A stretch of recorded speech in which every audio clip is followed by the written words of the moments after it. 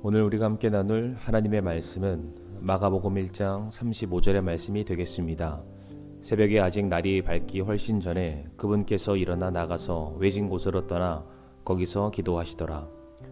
본문에서 기도하시는 예수님의 모습을 통해 기도가 무엇인지, 기도가 우리 삶에 어떤 위치를 차지해야 하는지를 깨달을 수 있습니다. 예수님께서 공생의 사역을 시작하시면서 회당에서 수많은 사람들에게 말씀을 가르치셨고 또한 귀신을 내어 쫓으시며 병자들을 고쳐주셨습니다. 사람들이 이 소문을 듣고 예수님께 많이 모여들었기 때문에 아마 예수님의 사역은 이전보다 훨씬 더 바빠졌을 것이 분명합니다. 분명 예수님께서도 육체를 가지셨기 때문에 피로를 회복하기 위해서 충분한 쉼과 잠이 필요했을 것입니다.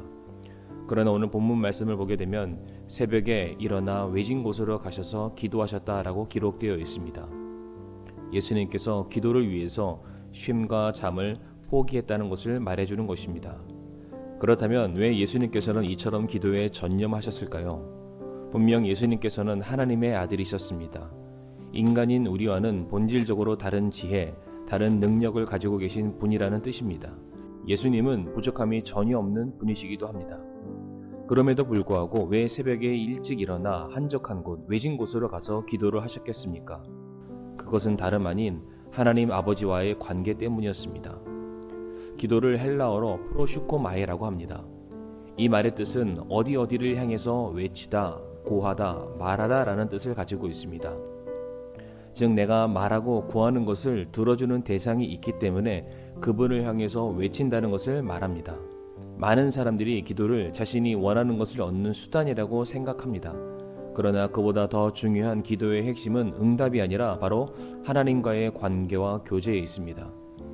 불러도 대답 없는 이가 아니라 우리가 구하였을 때 우리 음성에 귀를 기울이시는 분이 계시고 또한 우리가 찾을 때에 우리에게 찾아와 우리를 만나주시는 분이 계신다는 겁니다. 그런데 놀랍게도 우리의 기도를 들어주시는 분이 만유의 주제이시며 만왕의 왕이신 하나님이시고 그분께서 친히 말씀하시기를 우리를 만드셨고 우리를 소유하셨으며 이제 우리의 아버지라고 말씀을 하셨다는 겁니다.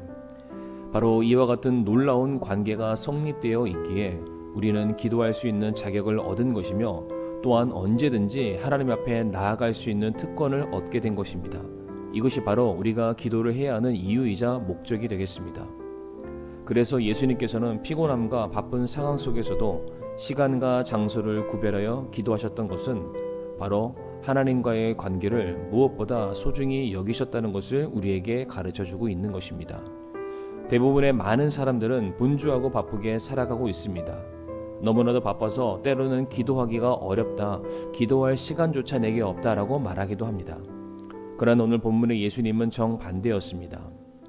예수님께서는 기도를 하심으로써 그분께서 감당하시는 모든 일들을 하실 수가 있었습니다. 즉 자신의 모든 사역을 감당할 수 있는 능력을 기도라는 하나님과의 관계 속에서 얻어내셨던 겁니다. 하나님의 아들이신 예수님께서 이와 같은 시간이 필요하셨다면 모든 면에서 너무나 분명한 한계를 가지고 있는 우리는 얼마나 더 기도의 시간이 필요하겠습니까? 사랑하는 성도님들, 우리의 문제가 과연 무엇입니까? 그 문제를 해결할 만한 능력과 힘이 내게 없어서입니까? 우리가 연약하기 때문입니까? 내가 감당지 못하는 낙심과 절망이 찾아와서 그렇습니까? 그렇지 않습니다. 우리의 진정한 문제는 내 힘으로 하려는 것이고 또한 하나님을 찾지 않는다는 것, 바로 기도가 부재하다는 것입니다. 사랑하는 성도님들, 기도는 하나님과의 관계를 의미합니다. 우리가 하나님의 자녀이며 하나님은 우리의 아버지가 되시고 우리는 하나님의 도움을 받아야 될 연약한 존재들이며 또한 하나님께서는 언제나 그런 우리를 도우실 준비가 되어 있는 아버지와 자녀의 관계를 잊지 마시기를 바랍니다. 바쁜 삶에 휘둘리지 않으려면 우리에게 무엇보다 필요한 것은 기도라고 말씀드리고 싶습니다. 다시 말해 하나님과 더욱 친밀한 관계를 우리는 만들어 가야만 합니다.